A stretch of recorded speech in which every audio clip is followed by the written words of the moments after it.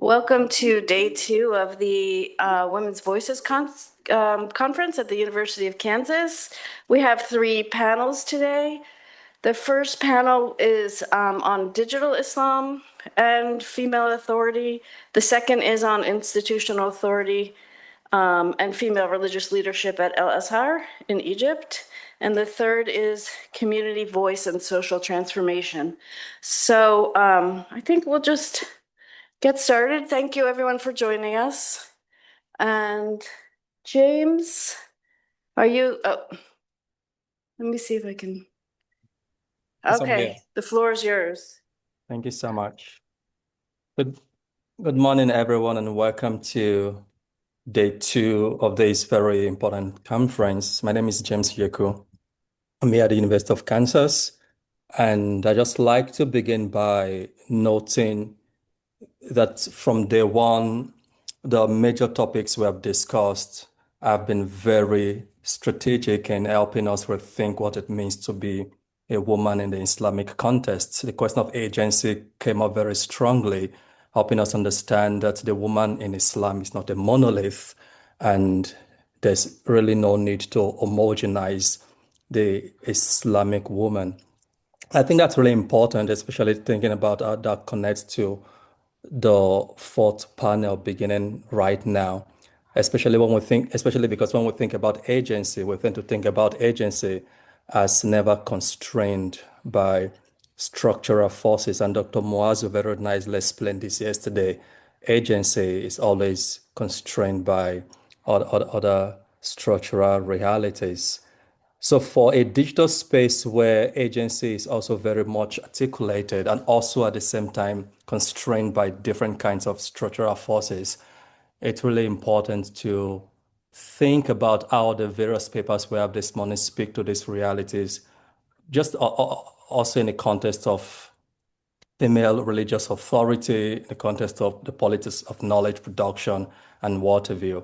I'll get started by just introducing our 4 speakers. I see that Dr. Ibrahim is online. I think Dr. Mudasiru is also online.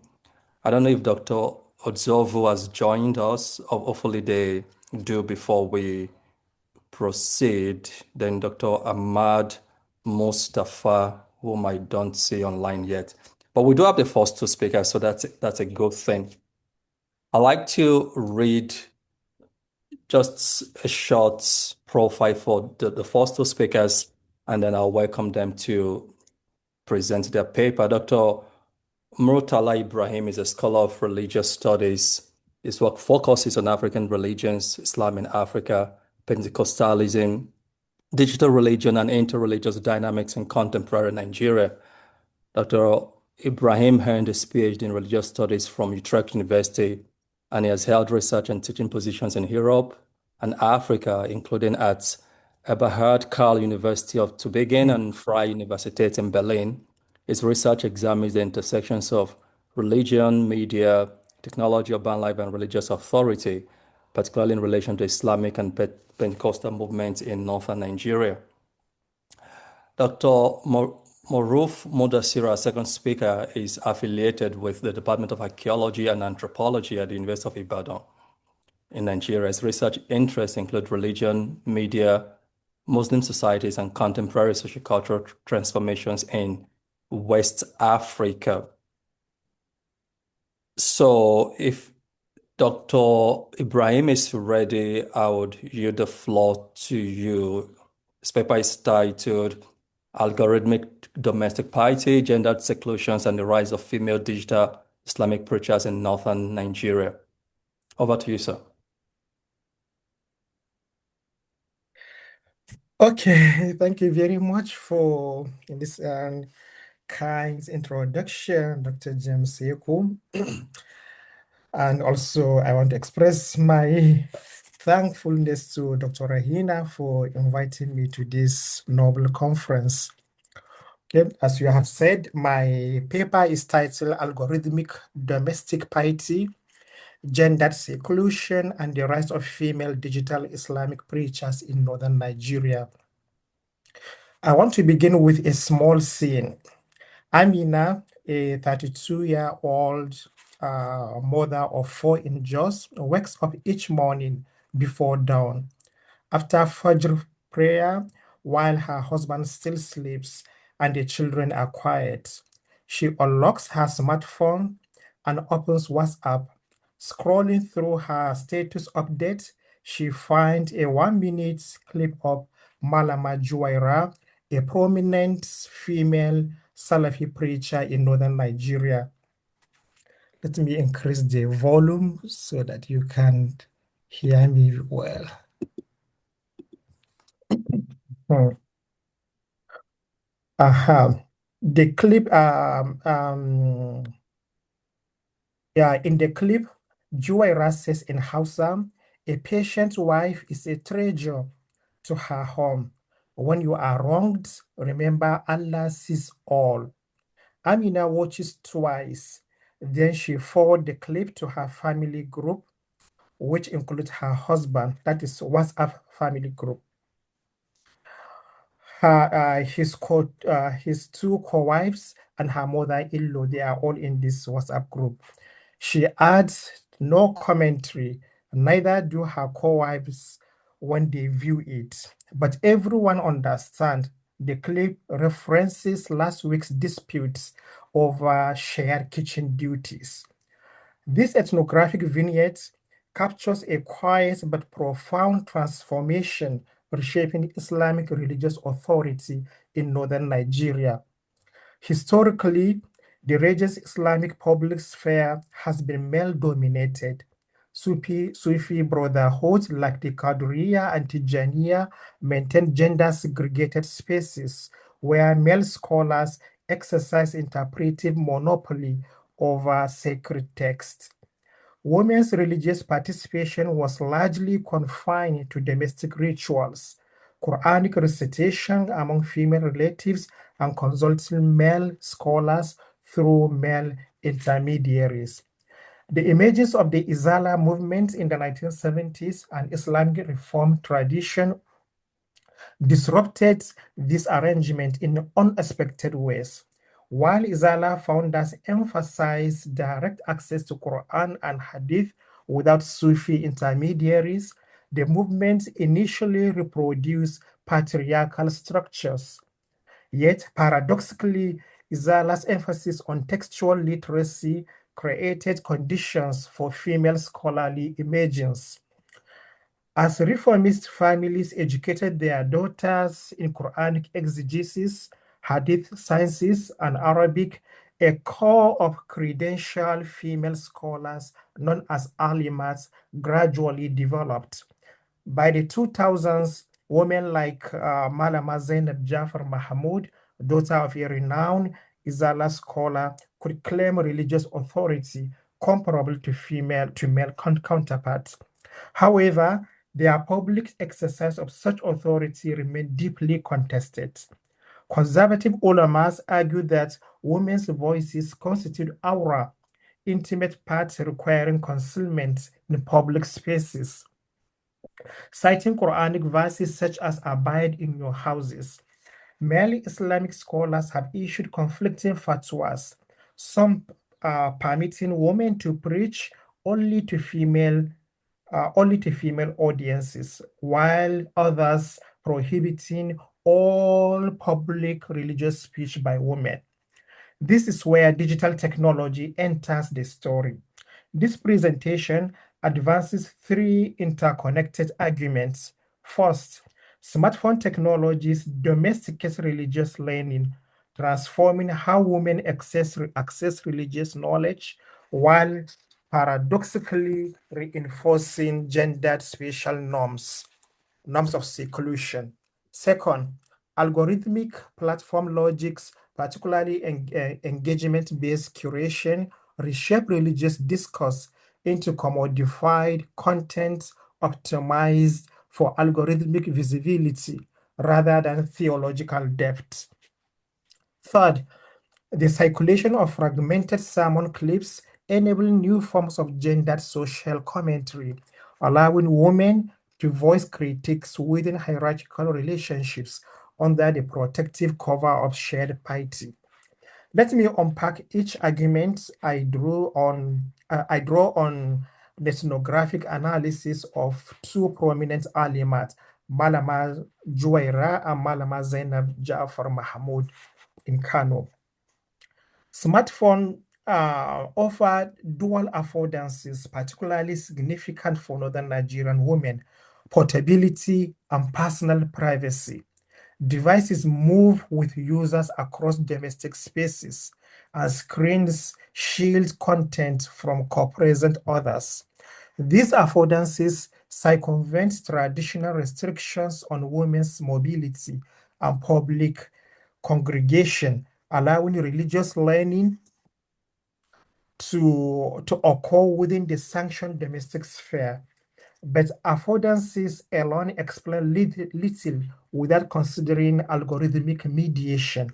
Social media algorithms do not neutrally distribute content, but actively shape it through engagement-based curation.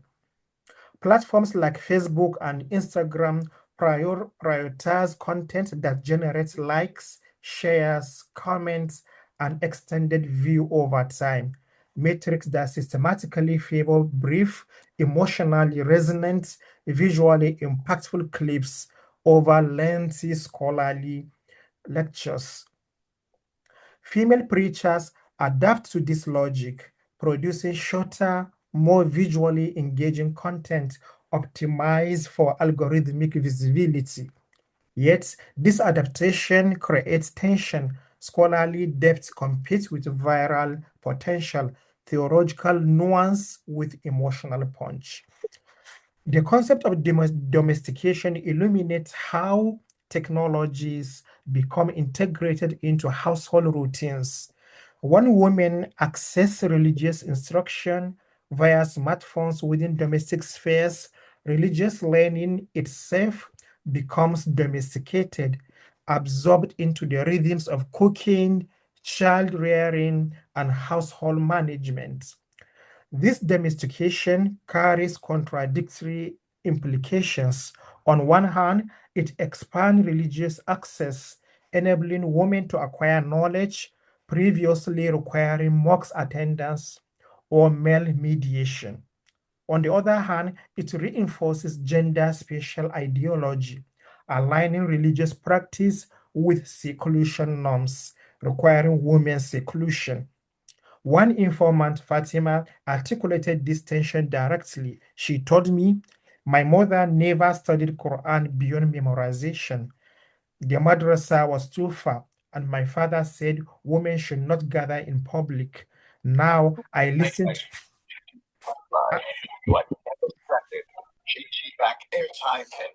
Dr. Okay, Mudasiru, could you please mute?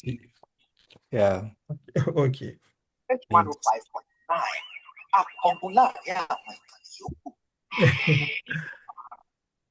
It's okay, these things happen. okay, yeah. Okay, so now I listen to Malama Zainab while preparing dinner. My second argument concerns what I term the algorithmic performance of piety. This refers to how religious identity is enacted through visibility metrics optimized by platform algorithms. When followers like, share, or comment on sermon clips, they perform piety publicly while simultaneously feeding algorithmic systems that amplified their content. So let me now turn to my two case studies. Malama Juwaira produces content for both long preaching and short exhortation, but she is specifically optimized for short form platforms. Her Instagram Reels averaged thousands of views, and her WhatsApp broadcast list reaches also considerable number of direct subscribers. Juwaira's discourse focuses overwhelmingly on domestic matters. Content analysis of her 100 most viewed clips reveals that marriage constitutes 34% of her topics, child rearing 22%, in-law relations 15%, hygiene 12%, household management 10%, and only 7% on creed, like Islamic creed or politics. This sharply contrasts with male the Salafi preachers whose content typically emphasizes Islamic creed, refutation of theological errors, political critique of Nigerian governments, or critique of others like Sufis or Shia. Even though there are also some male like Dr. Malam Gadenkaya who also talk about these domestic issues and marriage and so on, but there are few. This domestic focus is strategic by avoiding contested political terrain and controversial theological debate. Juera minimizes ground for male scholarly criticism. One male Izala scholar in Kano conceded to me she does not claim religious authority beyond what women need for their homes. In this, she does not violate proper boundaries. Yet, this concession itself reveals how digital spaces renegotiate boundaries. Joyra reaches thousands while ostensibly restricting herself to proper female topics. Malama Zainab Jafar occupies a similar position. Born in Kano, she is the daughter of Sheikh Jafar Mahmoud Adam, one of Izala's most prominent leaders before his assassination in 2007. Zainab inherited both scholarly credentials and public visibility because she also studied in Medina, just like her husband. Unlike Joera, Zainab does not restrict herself to domestic topics entirely. She covers a variety of topics related to Islamic piety, but her overall concern is the Islamic concept of womanhood. In another sense, how does a Muslim woman supposed to act and behave according to the teaching of Islam and the Sunnah of the Prophet? Through various teaching platforms, including her tafsir during Ramadan. She constantly teaches her female audience how to treat their husbands, children, in-laws, and friends according to the Sunnah of the Prophet. Zainab has cultivated a network of what I call digital disciples, younger women who subscribe to her social media channels, receive daily hadith reminders, and redistribute her content across their networks. Digital platforms enables this navigation by providing alternative distribution channels bypassing traditional gatekeepers. Zainab cannot preach in Kano Central Mosque, which is male only, but she can reach a considerable number of women through Facebook, YouTube, and TikTok. Significantly, her male audience has also grown despite her targeting female viewers. One male follower, Usman, explained, I started watching her because my wife shared her videos. At first, I criticized listening only to male scholars, I said. But when I realized she knows much more than some male scholars, she speaks directly to problems in my marriage than the men which men never address.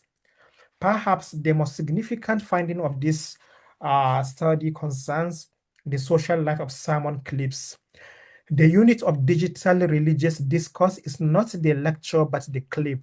Followers actively fragment lengthy sermons, many originally recorded for YouTube or Facebook Live, into short segments of 30 to 90 seconds, optimized for WhatsApp, Instagram Reels, and TikTok. This fragmentation transforms religious authority because preachers lose control over context, sequence, and emphasis. Consider a typical case. In March 2025, Malama Joera delivered a 40 minute lecture on patience in marriage, discussing 8 hadiths on spousal relationships. A follower named Aisha recorded the lecture, identified the most emotionally resonant segments, When a husband fails in his duty, a wife's patience is not weakness, but strength in Allah's eyes. Clip it to 43 seconds, added a Quranic verse overlay, and share it to her WhatsApp status or on her WhatsApp status. Within 24 hours, the clip had been shared approximately 100 of times across multiple platforms, with hundreds of women adding their own commentary. The clip's power delves not from theological argumentation, but from emotional resonance. The speaker's tone, the visual framing, the rhythmic repetition of key phrases. Followers consume these clips not as scholarly instruction requiring reflection, but as affective experiences demanding immediate sharing. Most significantly, sermon clips function as strategic tools within household negotiation. Women deploy them on WhatsApp status, ephemeral updates visible to contacts for 24 hours to convey messages to specific family members under the cover of shared religious content. Returning to the opening vignette, Amina's forwarding of Joy clip to her family group constitute a nuanced act of household politics. By sharing content advising patient wives, Amina indirectly critiques her co-wives co-op's impatience without direct confrontation. The clip's religious framing provides plausible deniability. She is simply sharing beneficial knowledge, not criticizing anyone. Yet all recipients understand the intended message. I call this coded piety, a religious discourse whose meaning depend on shared contextual knowledge among intimate networks. An outsider cannot decode why a particular clip matters to particular relationships. So this is just like innuendo, which is so common in household or domestic politics in northern Nigeria. A sophisticated language of indirect communication, critiquing, praising, warning, or reconciling without direct speech, but using just a clip. One informant, Hadiza, described using Joera clips to manage her relationship with her mother-in-law. She told me, my husband's mother visits weekly and always criticizes my cooking. I cannot confront her directly. This would disrespect my husband. Instead, I shared clips about respecting daughters-in-law and the reward of silence when criticized. She knows these are for her, but she cannot say anything because the clips is religious guidance, not my words. Let me now address the question of algorithmic governmentality. The shift from mocks based on algorithmically mediated religious authority transformed the very matrix of religious credibility. In traditional settings, scholars established authority through chains of transmission, institutional affiliations, and peer recognition. In digital spaces, authority accrues through algorithmic metrics, number of subscribers, number of likes, shares, comments, and view duration. This transformation has profound implications for female preachers who often lack traditional credentialing but can accumulate digital metrics. Whereas thousands of TikTok followers in this sense substitute for formal scholarly recognition from male-dominated institutions. What I call bidirectional governmentality illuminates the recursive relationship between users and platforms. Users generate active and passive signals, such as comment and view time, to which the algorithm respond with personalized curations like recommendations and notifications. This dynamic constitutes a process of algorithmic self-cultivation, whereby the pursuit of piety is increasingly mediated and shaped by algorithmic logic. Female preachers thus shape and are shaped by algorithmic systems. They produce content designed to generate engagement signals. Platform respond uh, by recommending that content to similar users. Preachers observe which content performs best and adjust future production accordingly. Over time, this recursive loop transforms religious discourse to align with algorithmic preferences, shortening, intensifying, emotionalizing, and fragmenting. This does not mean female preachers are mere puppets of algorithmic systems. They actively experiment with platform features, develop sophisticated analytics, literacy, and maintain multiple platforms presences to hedge against algorithmic changes. In conclusion, this paper has examined the emergence of female digital Islamic preachers in northern Nigeria. Three findings merit emphasis. First, female preachers strategically emphasize domestic topics, ideal Muslim woman, marriage, child rearing, household management to minimize male opposition while addressing women's lived concerns. Their discourse does not challenge patriarchal structures directly, but renegotiate boundaries within them. Second, sermon clips function as social tools within intimate networks, enabling coded communication about household relationships under religious cover. Third, algorithmic metrics increasingly mediate religious authority, creating new opportunities for female scholars while imposing optimization pressures Okay, that Ibrahim, reshape could we religious leave it contexts. there? Could we just leave it there so we can Yeah, come back to yeah, it? this Thank is you the so end. much. Okay, thank you very much. Yeah, such an amazing talk. I believe there are lots of questions people may have, but we do have to go to Dr. Mudasiru so that we save up on time. Dr. Mudasiru, the floor is yours. Please, you have 20 minutes. You have to unmute, please. Okay. Yeah, good day, everyone. My name is Moruff Mudasiru. I'm an anthropologist. I sincerely appreciate the organizer of this conference for inviting me to be part of the team that will present. And I'm glad to see scholars, world-class scholars here. My study is titled Who Speak for Islam? Muslim Female Preachers, New Media and Politics of Knowledge in Contemporary Southwest Nigeria. Of course, across Muslim world, preaching, that is what we call dawah, remain deeply central to transmission of knowledge and public visibility of Islam, as Muslim clerics regularly use this platform to communicate religious ideas, norms, and reimage knowledge to the public. In Africa, there are probably no country where preachers have thrived as in Nigeria. And there is a large number of preachers in multiples since 1990, particularly when the Northern region adopted Sharia as a state law.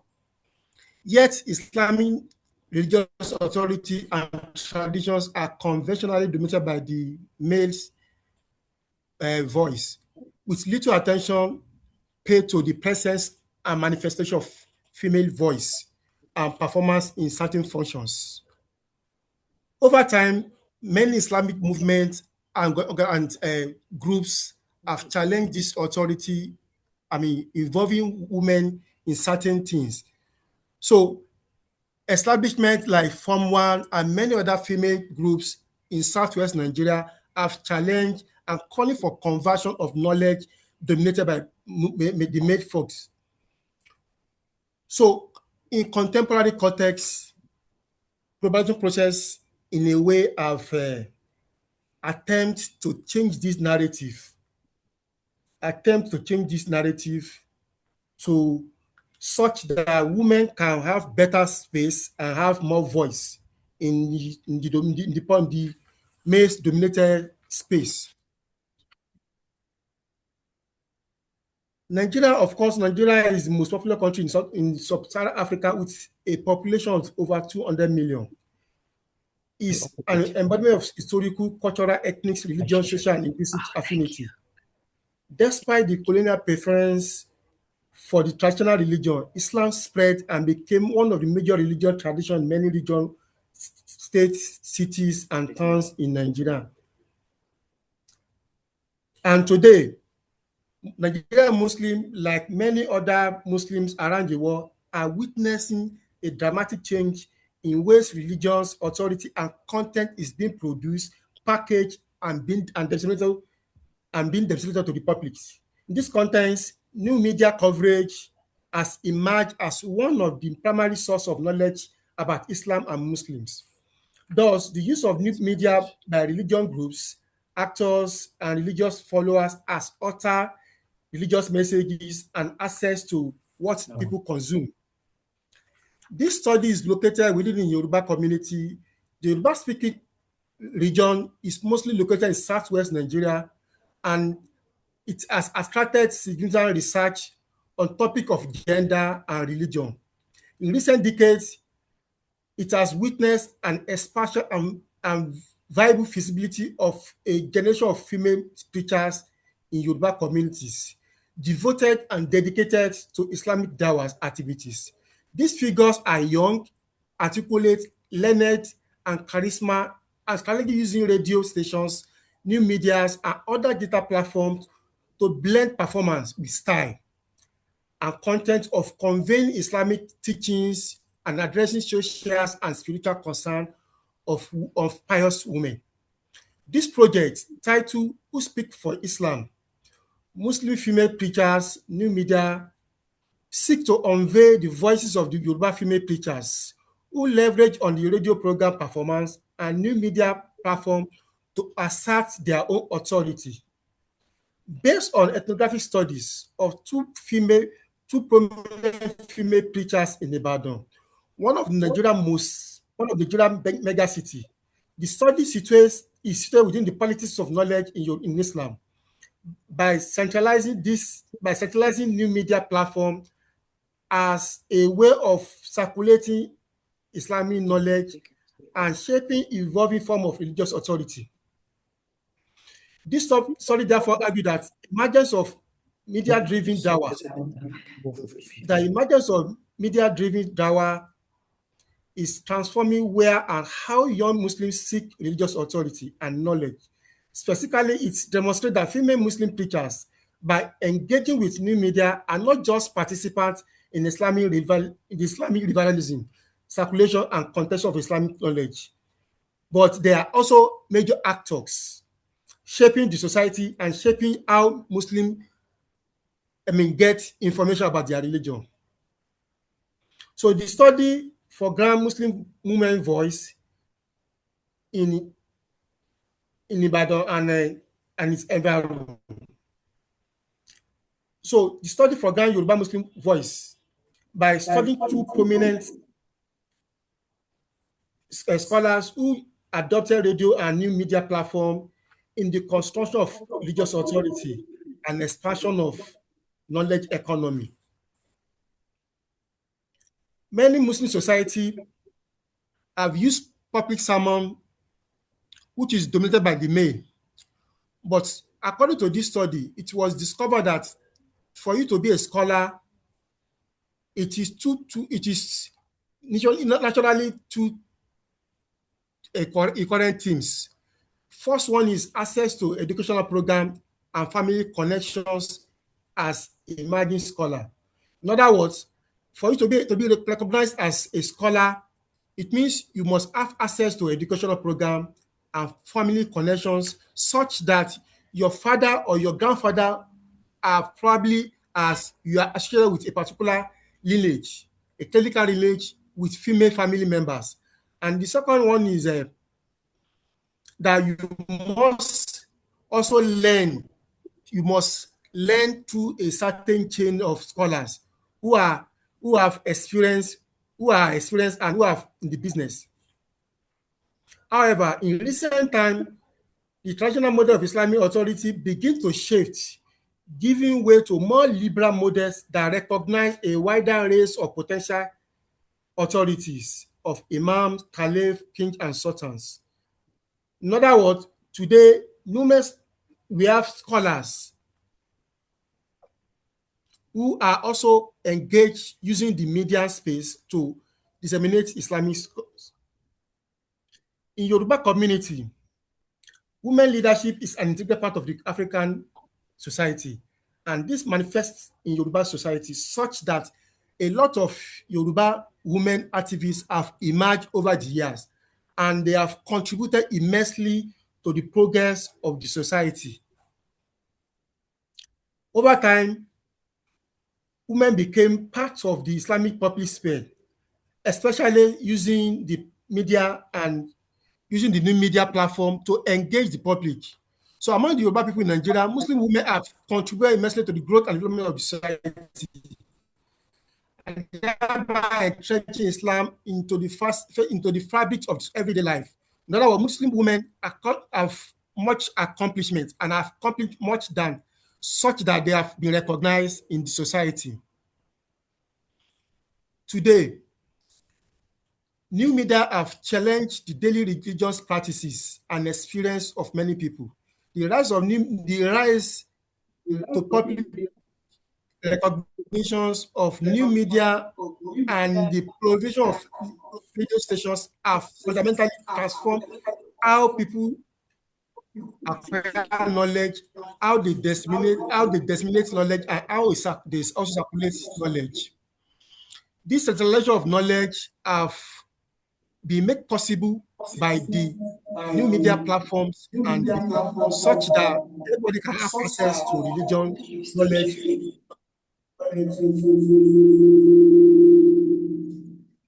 If you could just mute your mic in the room, that would be great, Jacqueline. Okay. Thanks. Sorry, Dr. Mudasiru. Yeah.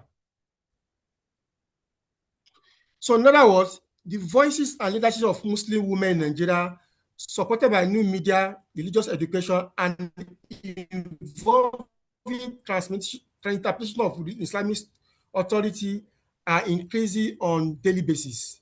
For the purpose of these studies, I examined two female Islamic scholars. So two preachers were selected as case study for this study. And the essence of their selection was based on their public influence, their innovative ideas, and consistent use of radio and new media platform to reach broadly to their urban audience, and the distinctive way in which they have represent both established and emerging trends in female-led dawah and evangelism. The first one is Arábìnrin Ramat Ọlárẹ̀wájú Kájọlá. So, over the years, religious media scripts in many African societies have expanded, and the context of political democratization and media liberation since 1990. On every Friday evening, people are waiting to listen to this young lady. Based on this context, many radio stations in Ibadan have designated certain religious programs as important vehicle for transmission of Islamic knowledge, especially on Friday. So they provide a distinctive platform for Islamic contents programs to be here on their stations. And people call Friday Ojola because it is a special day to many Muslims.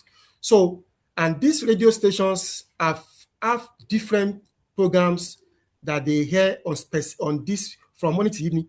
So one of such programs is here on Fresh FM in Ibadan by Arábìnrin Ramat Kájọlá. And whenever you want to start a program, this is the background. And I read, something I've been seen and I've heard, mashallah, brothers and sisters, Jana mommies and Jana daddies. Assalamu alaikum wa rahmatullahi wa barakatuh. You know, the Muslim wali Muslimat, you know, the Muslimin and Musliminat. So this, you know, wali konitati, wali konitati, wali sidi, waso kino, waso di koti, wali so birino, waso biroti, wali mushati, was to the end of this. So across the real part of Ibadan, every night, every Friday night, between 8:30 and p.m., listener tune to this to listen to Muslima on Fresh FM, a program anchored by Arabic Ramat Kadola. At the center of the program is a recurrent segment titled Jana Mommies and Jana Daddy, through which she introduced weekly themes that address moral and social challenges confronting young Muslims in the contemporary urban society.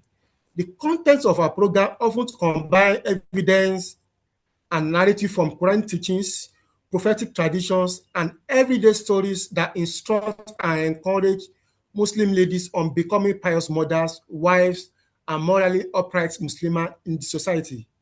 These themes, among others, are periodically contextualized within an Islamic framework.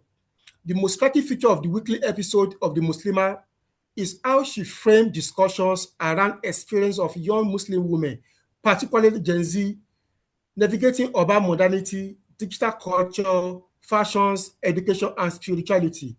Our lectures, discussions, and narrative regularly address how Muslim women can remain pious in a rapidly changing society shaped by globalization and influence of social media. In doing so, she positioned the Muslimah not merely as a preaching platform, but as a moral and educational space where young Muslims can seek ethical guidance relevant to contemporary life and become a pious woman. In the studio, Arábìnrin Ramat's preaching style is calm yet effective, foregrounding a language of individual self-reliability of contemporary Islam.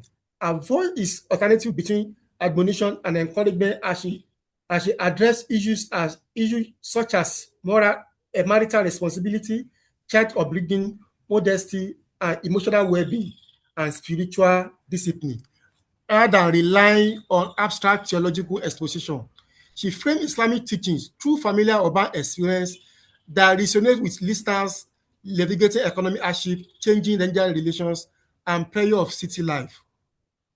Again, I also examine different media platforms to see how people to examine our followers. And I discovered that many are deeply, one of the comments sometimes ago, read those. Many are deeply immersed in online medias and technologies.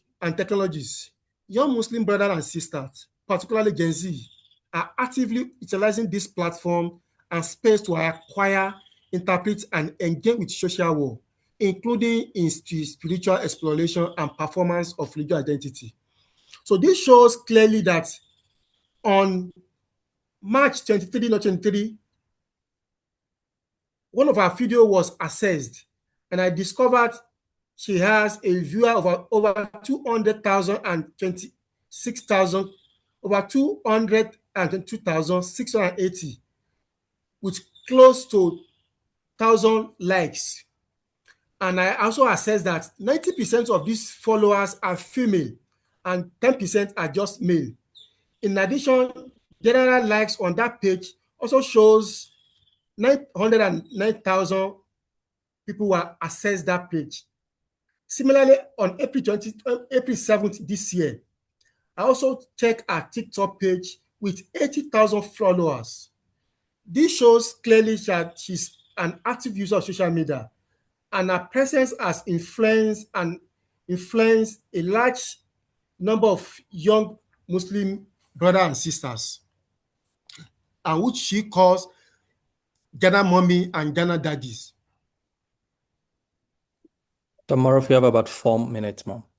Oh, great. So let me move to the second case study. I also examine Alaja Kafilat Ahmad Rufai, who is also known as Muminat. Her popularity and stability within the society also reflects that she was given, her whole focus is about married women, the adults. And she streamlined all her lectures on Friday lectures and other lectures where she got invites. And recently she was recognized and turbaned by the chief imam of Ibadan and of course the grand imam of Oyo State as the Umuminat. Disciplines shows her stability within society, that she's well recognized and she's well respected. She is a daughter of a former chief imam of Ibadan, the 16th imam of Ibadan, late Sheikh Kalari Sheikh Ahmad Rufai Okare. She is a descendant of that lineage, that Islamic lineage in Ibadan. So one of our follow, and she's the presenter of Al Bayan. Al Bayan is an Islamic program where she anchor on Fridays between 9 and 9:30 p.m. So she also engaged critically in media such that to encourage. So I also examine their teaching styles and the content of their study of their preachings. Two of them, a comparative analysis of the two shows that the Arabian Ramat is clearly focused on Ghana mommy and Ghana daddies, and she's focused on the younger generation. We the other woman, Alaja Kaula, focus essentially on young adults. In conclusion, this study examines how female Muslim preachers in Southwest Nigeria are shaping the circulation of Islamic knowledge through radio broadcasting, public lectures, and digital medias, focusing on mediated dawah activities of Arabian Ramat and Alaja Kaula to educate the Muslim populations and close the gap of religious literacy. The studies demonstrated that expansion of broadcasts and new media digital have transformed Islamic mediascape in Yoruba land, in creating new space through which women can publicly perform and negotiate religious authority. The ability to articulate Islam as compatible with self-development, success, prosperity contribute to their growing popularity and influence, particularly among young women. Drawing on framework for politics of knowledge to examine who speak for Islam, the study find out that women's voice in Islamic authority in contemporary society of Nigeria is increasingly mediated, performative, and liberalized through new media form to reach wider audience, rather than relying on mosque-centered structure or formal clerical certification. In view of this study concludes that digital age have transformed not only the mode of Islamic preaching, but also the polity of who can legitimately speak for Islam in contemporary Nigeria. Female preachers have become an important actor within the transformation, demonstration how media, gender, language, and performance intersect to reshape religious authority and Islamic knowledge production in Northern Africa. Thanks for listening. Thank you so much, Moruff. I appreciate your adherence to the time. I want to ask if our third speaker is here, and I'm talking about Dr. Ndzovu from Moi University. Is Hassan present?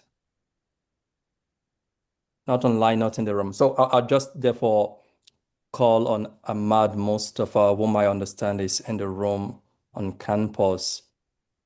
I didn't get to read your profile earlier, so I'll just do that very briefly, but that's fine. Then invite you to present your paper.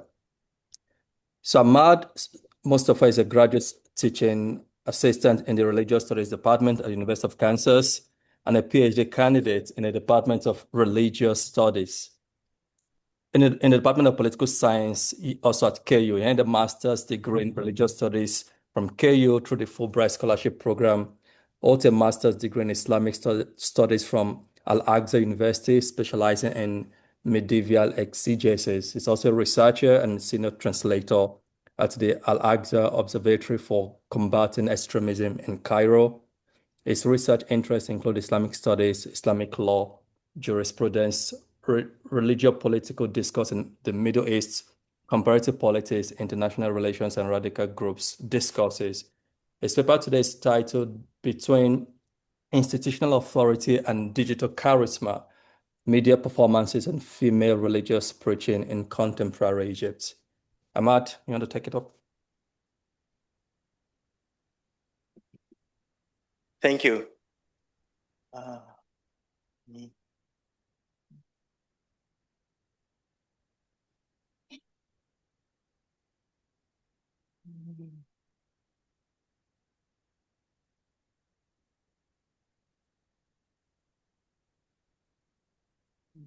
Ready when you are ready, sir. You have 20 minutes. Okay, I'm just trying to figure out how I can reverse that again.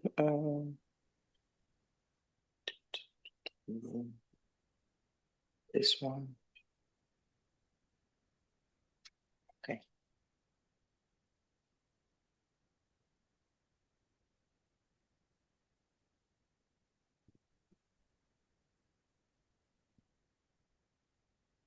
I'm sorry because I'm working in two different PCs and laptop.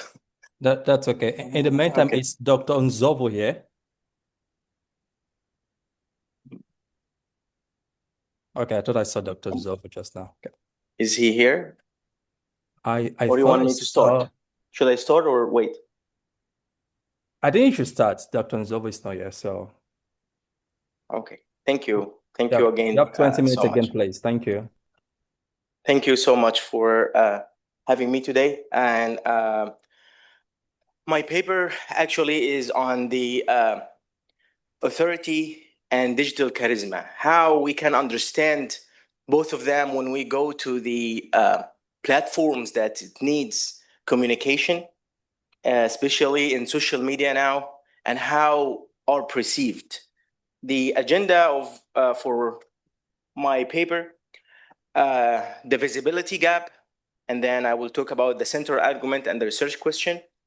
Then I will go to a very brief historical genealogy about female preachers and participation in Egypt, theoretical framework, and then the official wa'izat, and next Hala Samir as a case study, and finally the variables that I think explaining the visibility and with limitation, and finally the conclusion. So with the, as you see here, what is the gap? What's the problem or the puzzle of this research? We have mainly official wa'izat that they are now in Al-Azhar, in many branches, in fatwa, in the endowment ministry, and they mostly appear in Al-Nas TV channel. It's a satellite channel. The TV or the channel post, they have their own YouTube, they have their own Facebook page.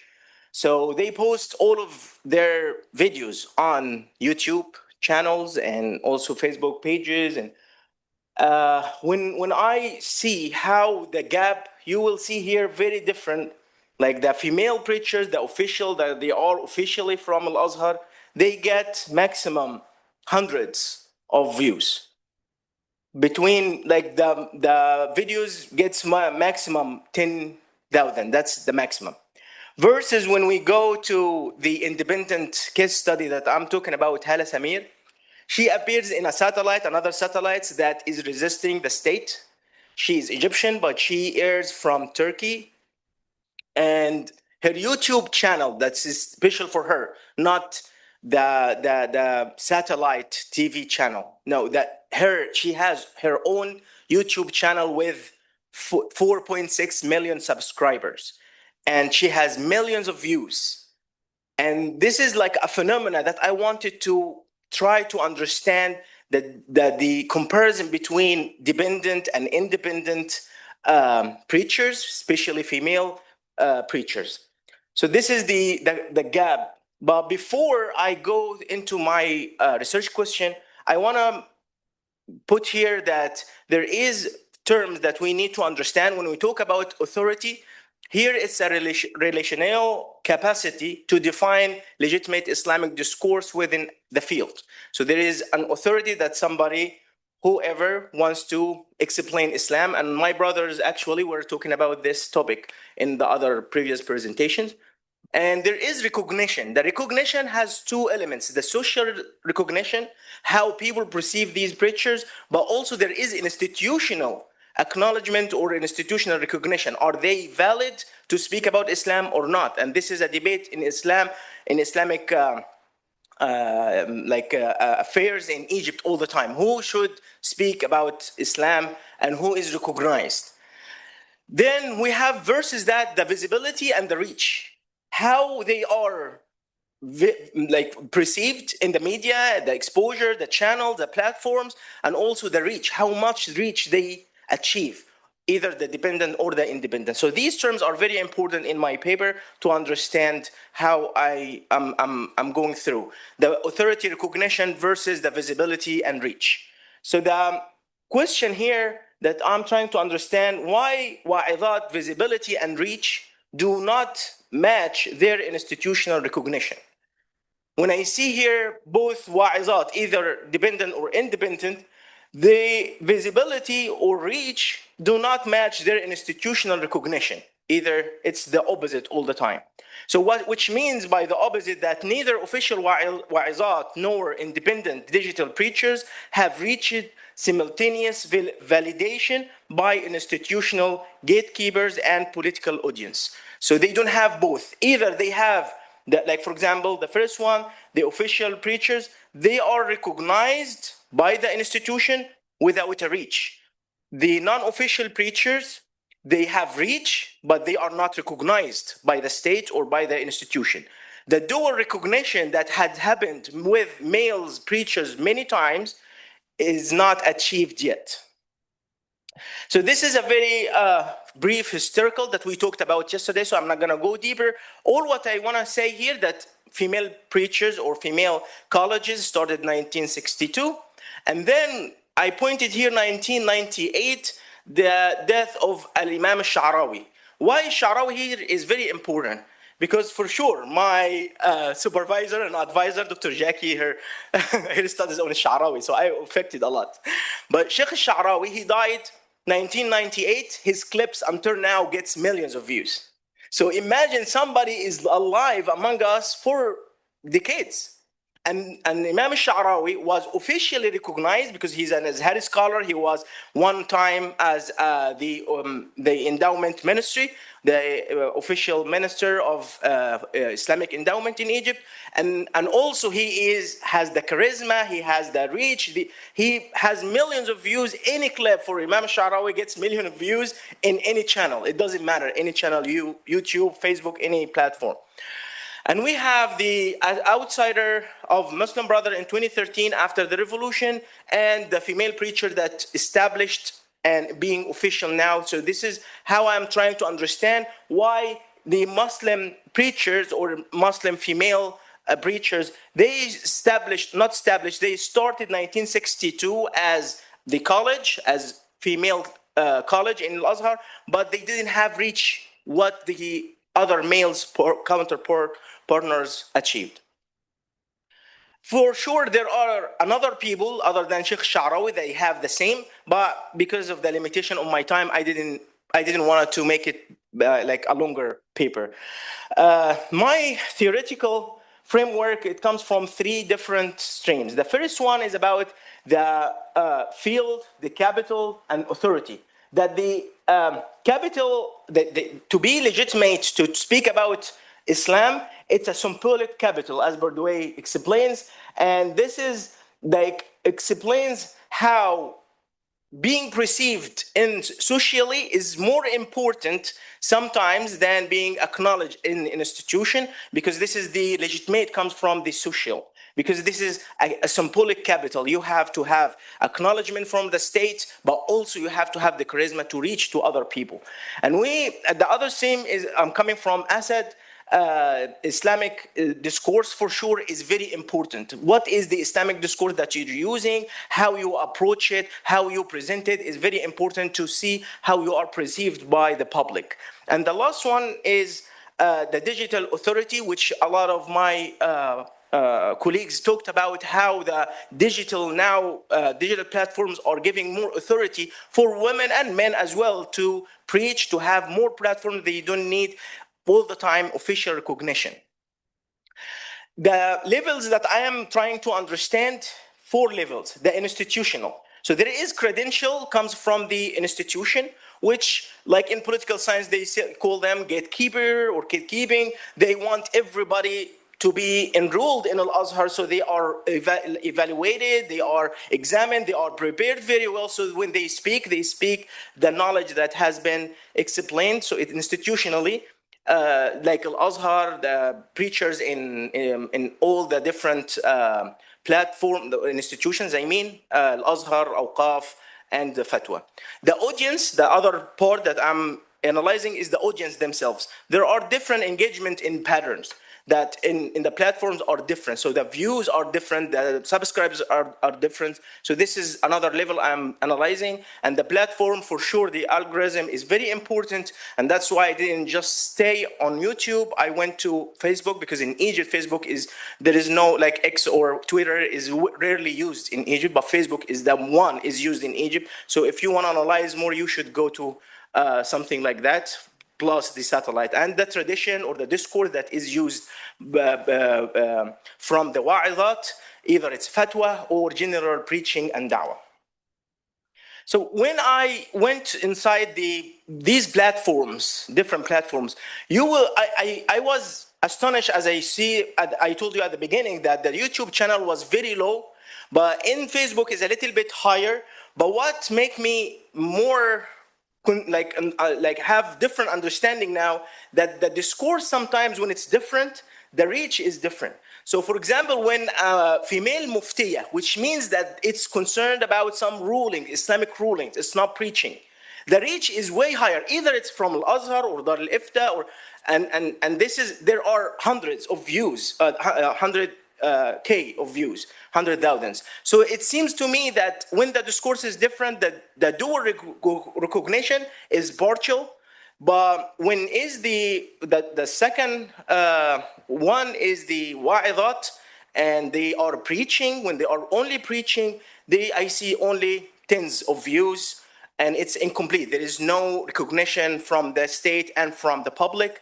But independent, we see independent, as I mentioned, she is she's not officially recognized by the state, but she has a lot of views and millions of views, as I see. So she has the digital charisma that she depends on more in her discourse. So this is one of the live, the comparison between preaching and the fatwa.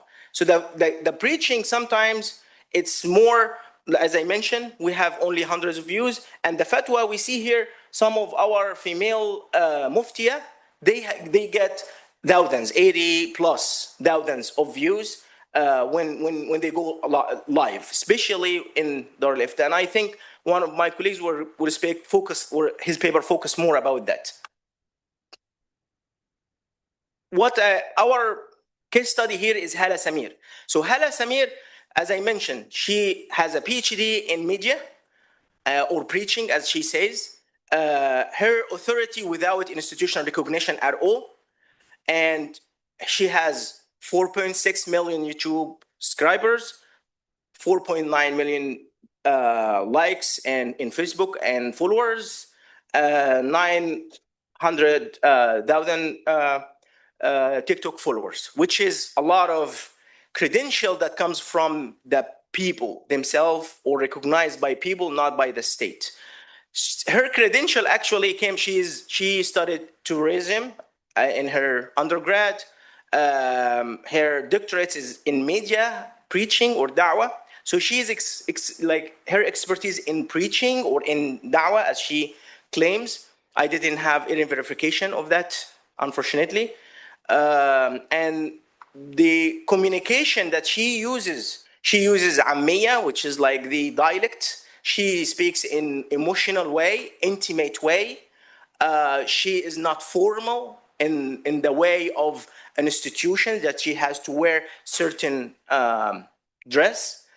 And the platform gives her a lot of variety to reach many people, males and females. So when I try to understand what can explain this phenomena, why the wa'izat or our institutionalized preachers, they are not reaching or visible as much as the other counterpart. So there are many variables that we can actually test to understand how this works. So the first one is the communication, how they communicate and the discourse that they are using. So when it's fatwa, is different than da'wah. So when they are preaching in a long sessions than 30 minutes or plus, the preaching, the reach is very low. But also the fatwa has a lot of reach. But when I go to Hala Samir, she has preaching with million views. So that's actually gives me the hint of this variable, how it will go. The second one is the scheduling broadcast. I try to understand, because this is a factor. And I understand, I figure out that our institution doesn't trust women that much because they air their shows 2 p.m. every day, 2 p.m. So like Hala Samir is 8 p.m. So satellite 8 p.m. with 2 p.m. Hala Samir has 2 channels, like satellite channels air. Both of them are 8 p.m. and they are repeat or air it second day at 2 p.m. So they have variety. They have more reach at 8 p.m. than 2 p.m. Maybe because our institution thinks that 2 p.m. are for housewives. I didn't understand that, but that's what I need to understand with more ethnography. I will talk about limitation in this paper, and this is a follow-up of the paper, how I can enhance the paper and analyze all of that. The third variable that an institutional wa'izat operate within scripted, studio-bound formats that foreclose the effect of intimacy. So like most of the videos that I saw, it's more about something that is scripted. They are talking about specific information. But when it goes to Hala Samir, for example, she has a talk show.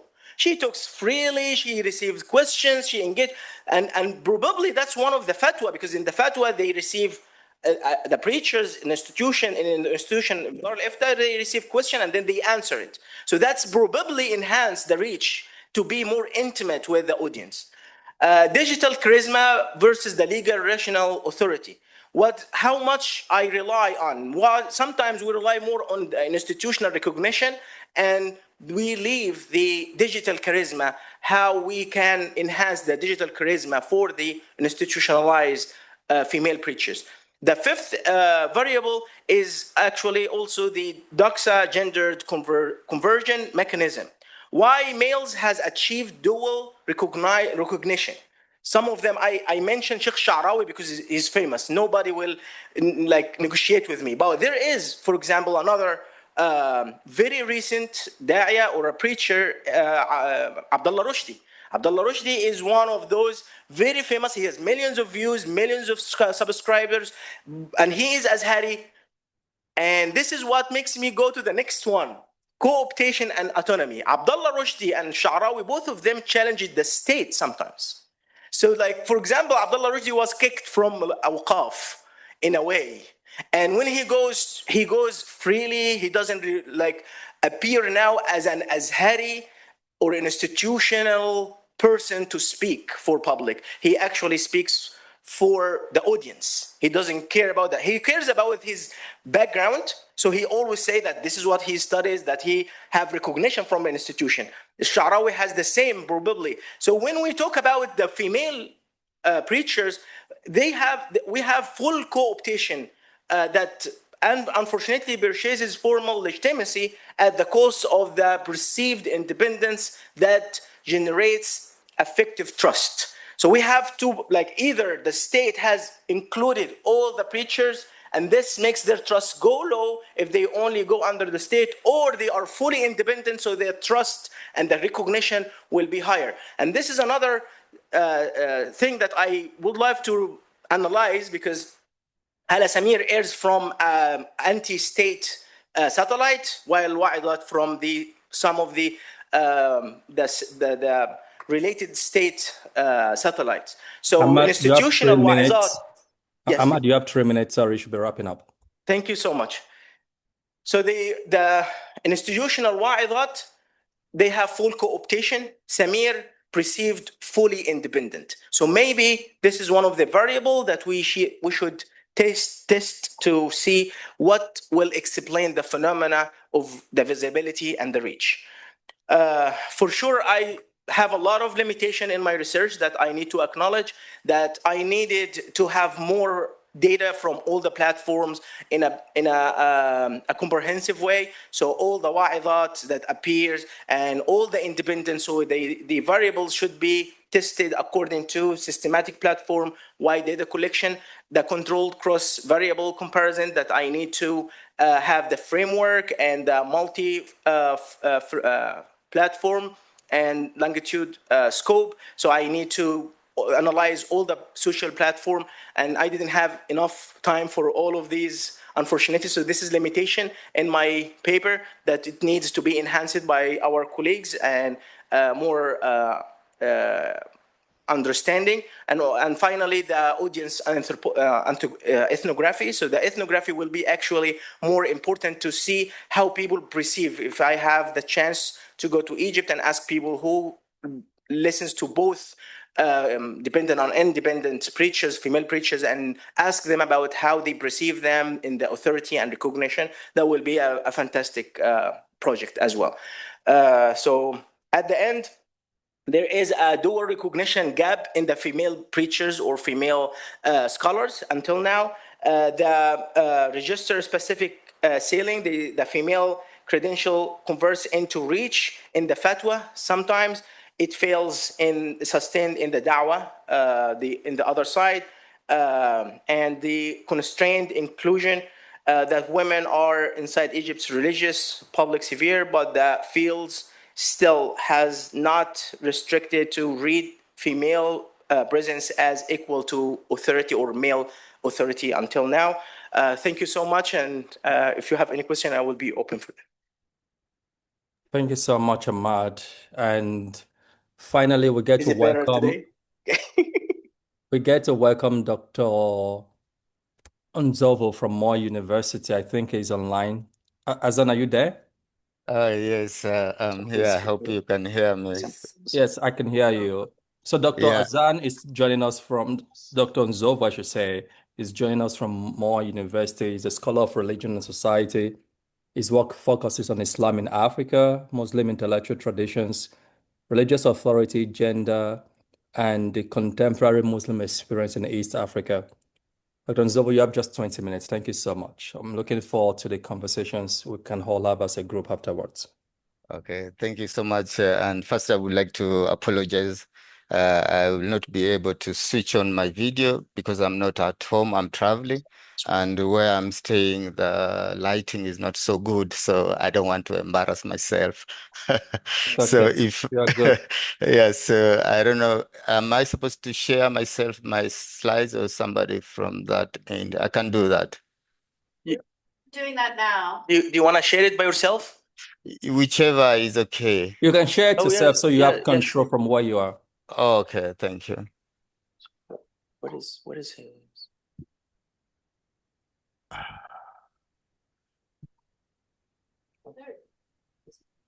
Okay.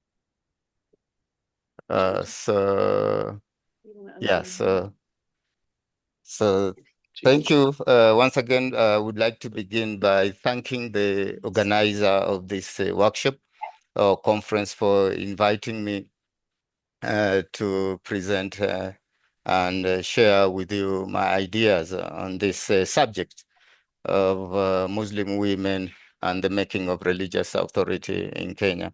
It is unfortunate that I was not able to travel, but nevertheless, a chance has been availed to me through the virtual participation.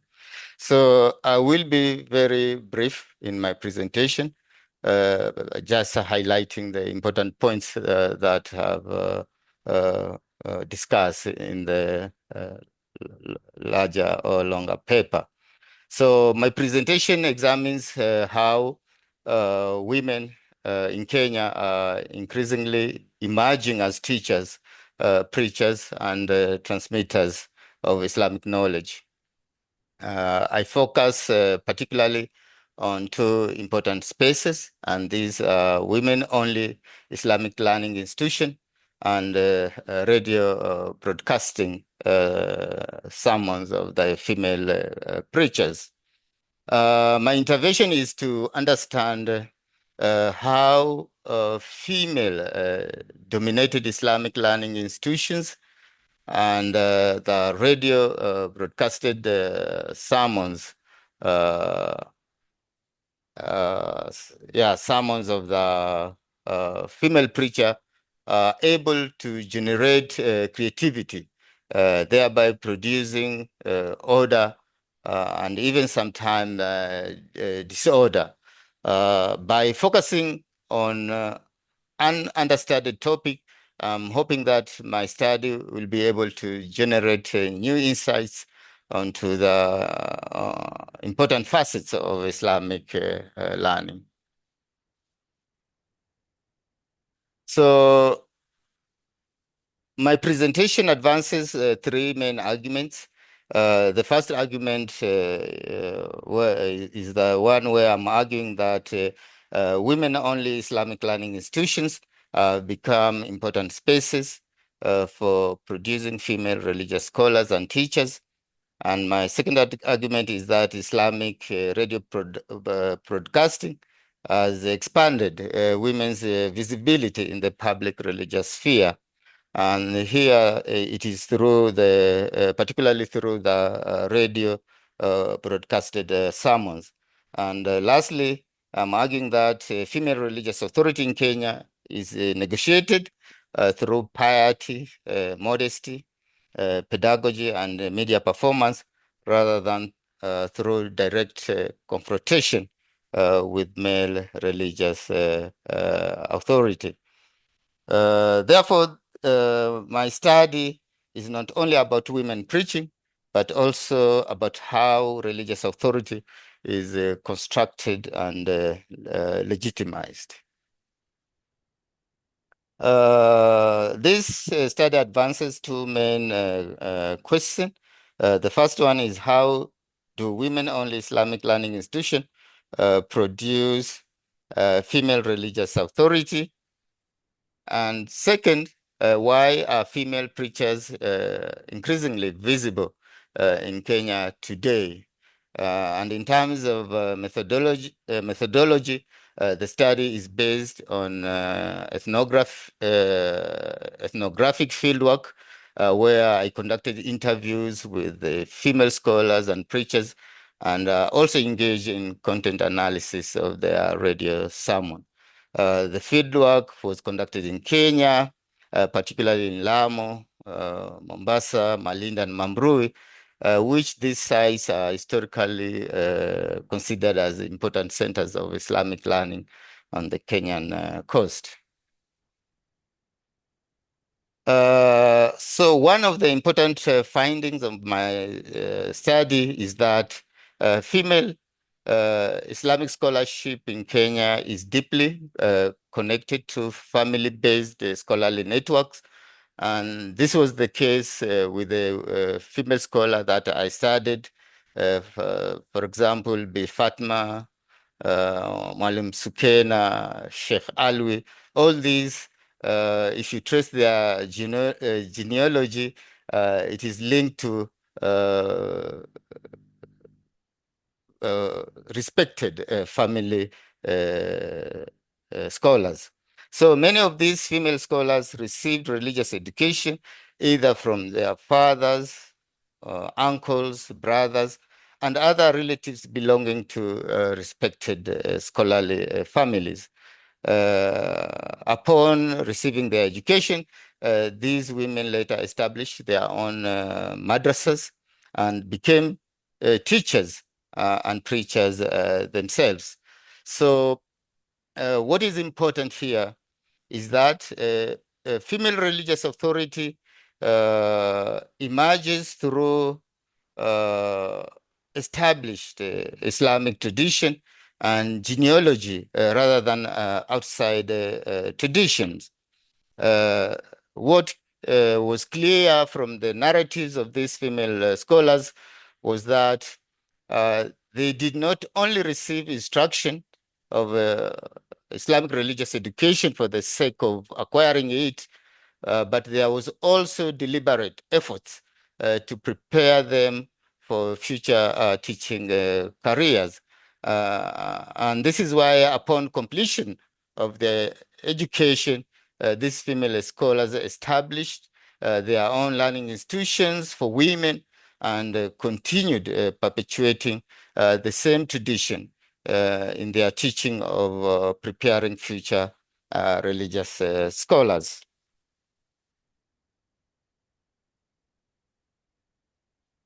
It is also as a result of such efforts that my study was able to identify several women-only and women-led madrasas, such as the Muhadara Taiba, which is in Lamu, Zawiya Madrasa in Malindi, Madrassa Abrar, among others. So these institutions, they do more than just teaching basic Islamic education.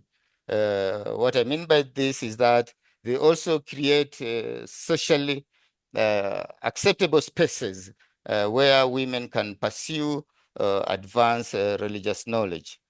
An important point here is that gender segregation operates both as a restriction and also as an opportunity. And this is in the sense that although segregation in this institution limits interaction between men and women, what I noticed that, or in my analysis, is that it also creates spaces where women can become teachers, scholars, and religious authority for female learners.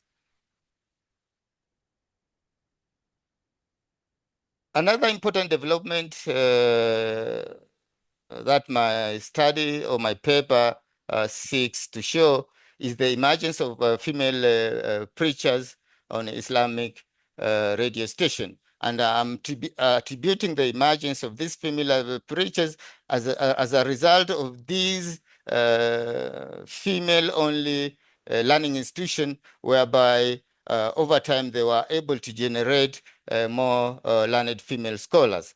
So this led now to an emergence of a pool of female preachers on this Islamic radio station.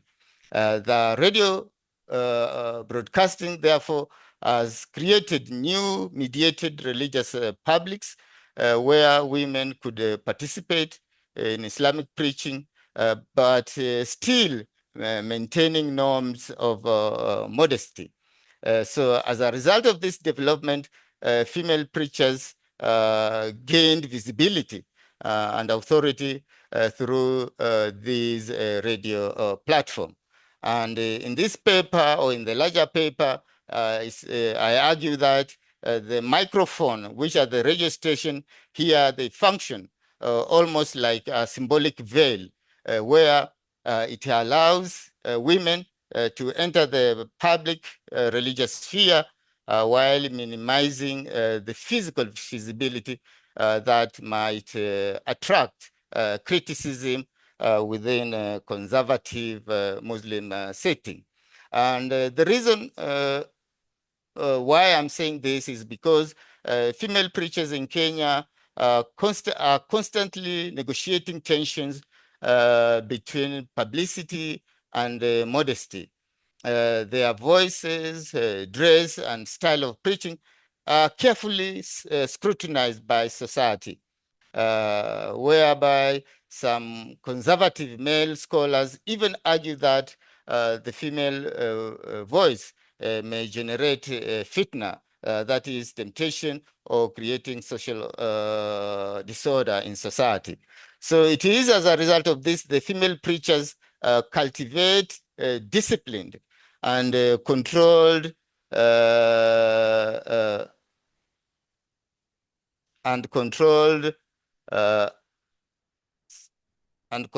performance in order to appear modest, pious, and morally respectable. So what is interesting here is that this performance varies across Muslim societies.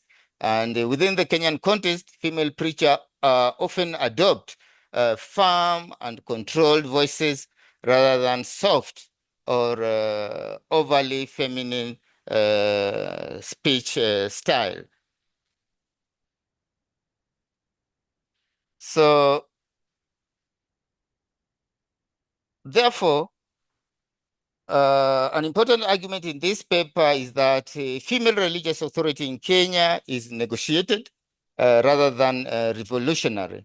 And what I mean by this is that most female preachers do not openly challenge patriarchal religious structures. Instead, they work within accepted Islamic framework.